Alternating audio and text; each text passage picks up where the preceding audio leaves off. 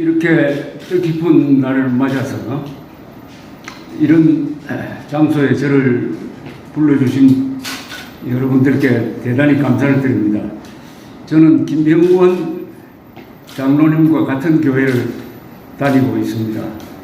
고신파 교회에 우리 3대에 걸쳐서 교회를 다닌다는 걸 자랑스럽게 생각하고 있는 사람입니다. 또 이 장소는 노무현 정부 때 아주 자주 찾아왔던 장소입니다. 그때 뵙던 분들도 오늘 여기 오니까 몇 분 만났습니다. 1945년 8월 15일, 1948년 8월 15일 다 의미가 깊은 날입니다. 어제 윤석열 대통령이 독립유공자들을 초청해서 식사를 하면서 아주 깔끔하게 이른바 건국 논란을 정리를 했습니다. 이렇게 이야기했습니다. 독립운동은 자유민주체제의 나라를 세우기 위한 운동이었다. 왕정복고운동도 아니었고 공산주의 전체주의 국가를 만들려는 운동도 아니었다. 바로 자유민주주의 체제의 건국을 위한 운동이었다 라고 정리를 했습니다. 그리고 거기 김구 선생 아마 손녀 되시는 분인지 그분이 나오셔가지고 자꾸 편가르기를 하는데 이제 대한민국은 하나가 되어야 된다 라고 하니까 윤석열 대통령이 그 말을 딱 받아서 김구 선생은 반공에는 가장 반공적인 사람이었다 라고 딱 정리를 했습니다. 아주 윤석열 대통령이 멋진 이야기를 아주 쉽게 했습니다. 그럼으로써 1948년 8월 15일이 건국된 날이다. 너무나 당연한 이야기죠. 를 확인했습니다. 몇 사람이 왜 1948년 8월 15일을 건국기념일로 기리느냐고 시비를 거는 사람이 있습니다. 1998년 김대중 정부 때 1998년 8월 15일을 건국 50주년으로 기렸습니다. 1998년에서 10년이 지나서 2008년 8월 15일 이명박 정부가 건국 60주년으로 기렸습니다. 그러나 문재인 정부는 건국 기념일 행사를 하지 않았습니다. 그래하여 대한민국은 문재인 정부 시절에는 공식적으로 생일이 없는 나라가 되었습니다. 사생아적인 나라가 되고 말았습니다. 윤석열 대통령이 아마 오는 8월 15일 기념사를 아주 근사하게 역사적인 연설을 하지 않을까 하는 그런 생각이 듭니다. 그래서 건국절 시기는 대통령의 결단에 의해서 끝났습니다. 우리 헌법에 보면은 대통령의 직무를 이렇게 규정을 하고 있습니다. 첫째, 국가의 독립. 두 번째, 영토의 보존.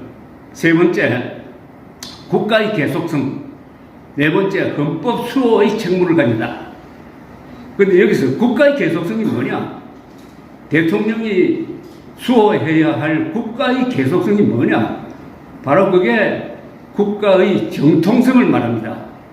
대한민국만이 한반도에서 유일한 합법 국가이고 합법 정부이며 우리 민족사의 정통국가다 하는 것을 수호해야 할 책임이 윤석열 대통령에게 있습니다. 그런데 1945년 8월 15일을 우리가 그동안에 광복절로 기렸는데 이 광복이란 말을 정리를 해야 됩니다. 원래 광복이라는 말은 독립이라는 말과 같은 뜻으로 쓰였습니다. 제1회 광복절이 언제였느냐 하면은 1949년 8월 15일이었어요.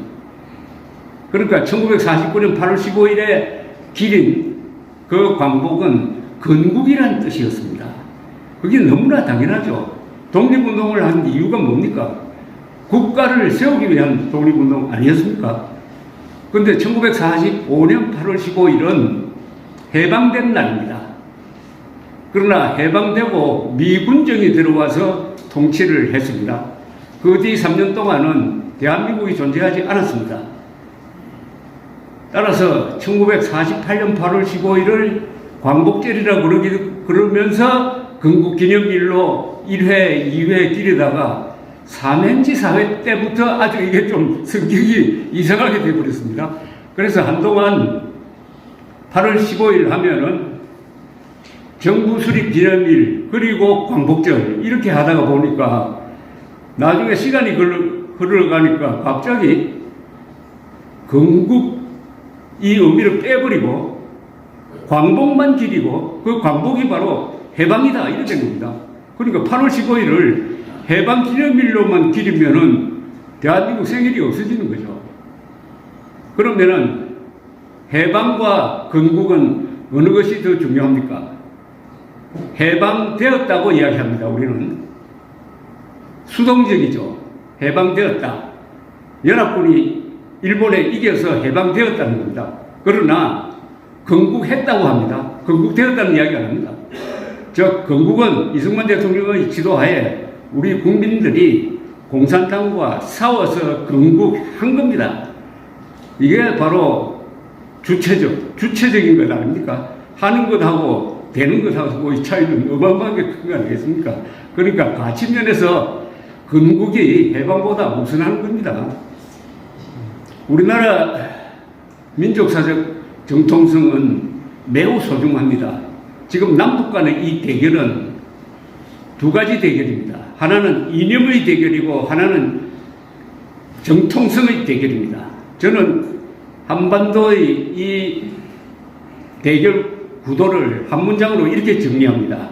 남북 간의 대결은 민족사의 정통성과 삶의 양식을 놓고 다투는 타협이 절대로 불가능한 총체적 권력투쟁이다. 그런데 이념전쟁에서는 사실 우리가 이겼어요. 자유민주주의와 신형경제를 가진 우리가 사회주의 독재를 하는 북한에 이겨가지고 국력의 차이는 경제력으로 이야기하면 100대 1입니다. 자, 그런데 역사전쟁에서는 지고 있어요. 민족사적 정통성이 북한 농남정권 김일성 세력에 있느냐 아니면 대한민국에 있느냐에 있어서는 우리가 지고 있습니다. 왜 지고 있느냐? 대한민국 생일이 없잖아요. 북한은 생일이 있잖아요.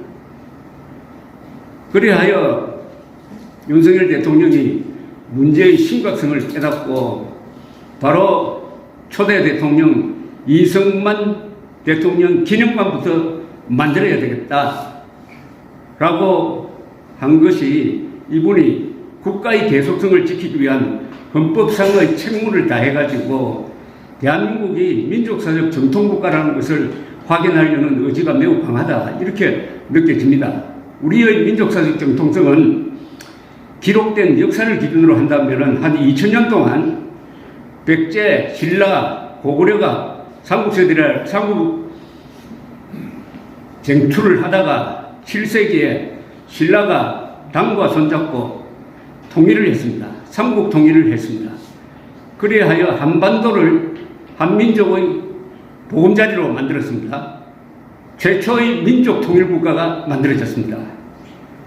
그 다음에 고려, 조선, 일제시대, 대한민국 이렇게 흘러오는 게 우리 민족사적 정통성의 흐름인데 저 북한 농감정권은 고구려 중심 역사관 그리고 발해를 앞세워가지고 신라의 삼국통일을 부인합니다. 부정합니다. 왜냐? 신라의 삼국통일을 부정해야 대한민국의 민족사적 정통성을 부정할 수 있기 때문입니다. 대한민국의 민족사적 정통성 그리고 합법성은 어디서 나오느냐 하면은 1948년에 있었던 일로 해서 대한민국은 민족사적 정통성뿐만 아니라 국제적 공인을 받게 되었습니다. 그 출발점은 1948년 5월 총선거입니다. 5월 총선거를 방해하기 위해서 제주도에서 남로당이 폭동을 일으켜서 거의 2개 선거구에서는 국회를 뽑지 못했습니다만은 그때 투표율이 90%를 넘었습니다. 그리하여 국회를 구성하고 이 국회가 헌법을 만들었습니다. 대통령 중심제로. 그래서 그 헌법에 기초해서 국회에서 대통령을 뽑고 뽑힌 대통령이 조각을 하고 해가지고 1948년 8월 15일 정부 수립을 선언을 했습니다. 그래서 총선, 헌법, 그리고 정부 구성 이 과정을 딱 합쳐서 건국이라고 하는 것입니다. 대한민국은 요 앞에 있었던 조선, 고려, 신라, 백제, 고구려와는 차원이 다른 나라입니다. 이런 한국, 대한민국 이전의 정치체제는 그걸 국가라고 부르기보다는 보통 왕조라고 부릅니다. 왕조, 다이나스티. 그러나 대한민국은 국가입니다. 네이션 스테이트입니다. 국민국가입니다. 국민들이 투표를 통해서 구성한 국가죠. 이걸 흔히 민주국가라고 하기도 하고 국민국가라고 합니다. 네이션 스테이트입니다. 그런 점에서 가장 영광된 우리 민족사에서 가장 영광된 순간이 바로 대한민국 건국입니다. 왕조 수립과는 다르잖아요. 그래서 오는 8월 15일 대한민국 건국 75주년은 특별한 의미가 있다고 생각을 합니다. 그러면은 대한민국이 1945년 8월 15일 해방을 어떻게 맞이하게 되었느냐부터 따져봐야 되겠습니다. 핵무기와 관계가 있습니다. 이 핵무기의 기본 원리는 아인슈타인이 만들었어요. 아인슈타인이 1905년 저 스위스 수도 베른에서 특허국에 말단 직원으로 일하고 있었습니다. 그때 20대였어요. 이 사람이 심사숙고한 끝에 만들어낸 공식이 일반 상대성 이론입니다. 무슨 실험을 해서 만든 게 아닙니다. 그 사람이 머리로 사고를 해가지고 만들어낸 일반 상대성 이론에 붙어 있는 공식이 하나 있었어요. E = mc 자성. 잘 아시죠? 이 에너지는 m 질량 곱하기 c가 문제입니다. c가 빛의 속도입니다. 빛의 속도의 제곱이다. 이걸 가지고 독일 학자들이 연구를 하면서 2차 세계대전 전후해가지고 핵폭탄 개발을 시작을 했습니다. 거기에 관계했던 사람이 미국으로 망명을 해가지고 슬리자드라는 사람인데 이 사람이 아인슈타인을 찾아갑니다. 아인슈타인은 그때 프린스톤의 고등 무슨 연구소 연구원으로 일을 하고 있었습니다. 아인슈타인 박사를 찾아가서 아이고 우리 선생님 때문에 큰일 났습니다. 지금 나치 독일이 핵폭탄을 지금 연구하고 있는데 금년간에 완성될지 모릅니다. 미국도 대응해야 합니다. 그러니까 프랭클린 루즈벨트 대통령에게 편지를 하나 쓰더라고 합니다. 편지를. 그런데 제일 처음에는 아인슈타인이 무슨 말인지를 몰랐어요. E = mc 자성이 왜 핵폭탄으로 가버렸느냐. 근데 설명을 쭉 하니까 알게 됐습니다. 자기의 공식 하나로 지금 원자 폭탄을 만들게 되었다. 물론 그 공식으로 원자력 발전소도 만들죠. 그래서 편지를 씁니다. 루즈벨트 대통령이 세계에서 가장 유명한 물리학자가 보낸 편지니까 아니겠습니까? 읽어보고는 바로 결단을 합니다. 글로벌한 장군을 불러가지고 우리도 조치를 취해야 한다 해서 미국의 뉴멕시코주 사막에 비밀 기지를 만들어가지고 핵폭탄을 만들기 시작합니다. 그것을 맨해튼 프로젝트라고 해요.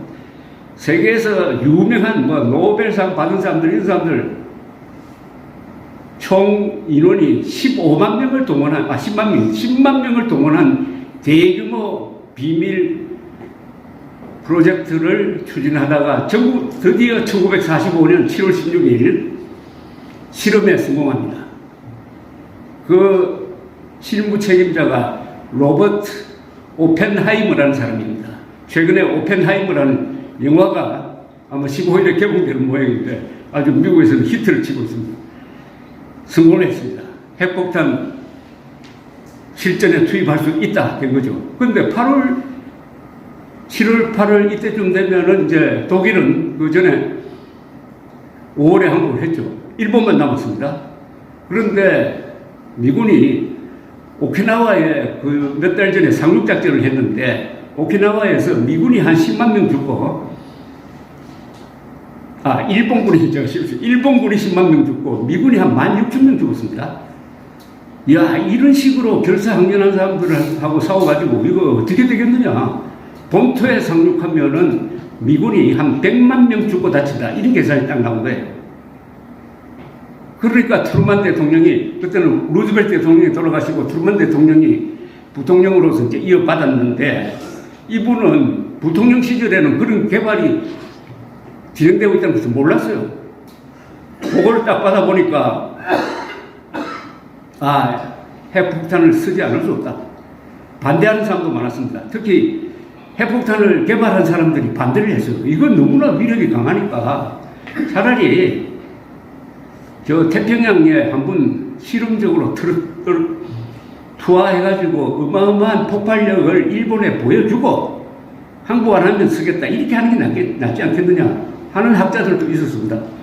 그러나 트루만 대통령은 가만보니까 100만 명이 죽는데 이걸 가지고 안 썼다가는 나중에 욕만 먹겠다. 이렇게 판단한 거 아닐까요? 그래서 쓰기로 합니다. 언제 쓰기로 하느냐? 7월 말부터 8월 중순 사이에 아무나 날짜를 잡아서 쓰라. 이렇게 된 겁니다. 자, 여기서 대한민국의 운명이 갈려집니다. 소련은 그때 프랭클린 루즈벨트의 권유에 의해 가지고 독일을 항복받은 다음에는 군대를 만주로 돌려가지고 일본 관동군을 치겠다 해가지고 약속을 했습니다. 그래서 병력을 만주로 막 집중시키고 있을 때였습니다. 그런데 트루만 대통령이 7월 16일에 핵실험에 성공했다는 보고를 딱 받아보니까 생각이 좀 달라졌어요. 이거 빨리 써야 되겠다는 생각이 들었습니다. 소련군이 도움을 받지 않아도 이길 수 있다. 가장 빨리 쓰려고 하니까 날짜가 잡힌 게 8월 6일이었습니다. 8월 6일 히로시마에 우라늄 탄을 떨어뜨렸습니다. 이 우라늄 탄과 플루토늄 탄이 두 가지가 있는데 우라늄 탄은 이것은 실험할 필요 없이 무조건 터지게 돼 있어요. 플루토늄 탄은 이게 터질지 안 터질지는 실험해봐야 되는데 실험해보니까 성공적이었습니다.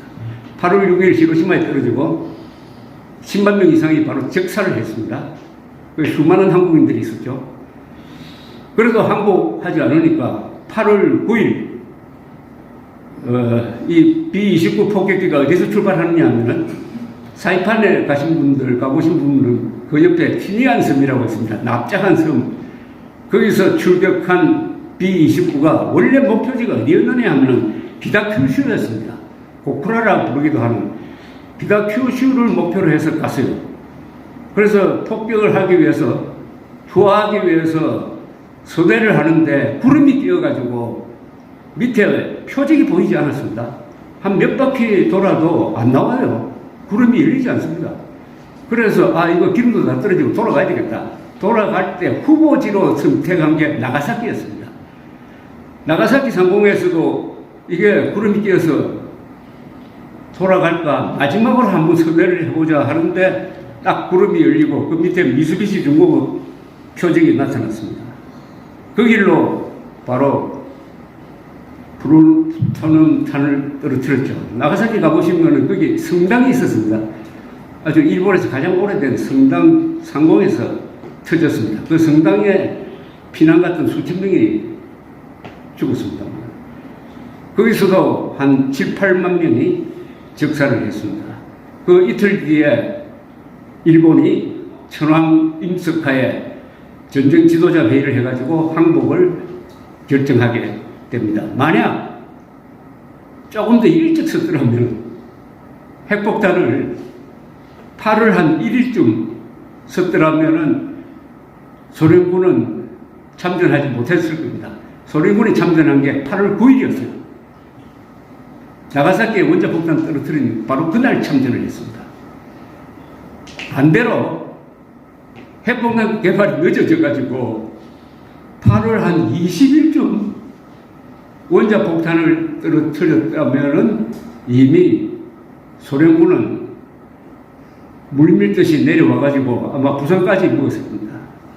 너무 늦었으면은 한국이 공산화되었고 빨랐으면은 분단되지 않았을 것인데 어중간하게 8월 6일, 9일 이렇게 해서 산발도서선이 만들어졌습니다.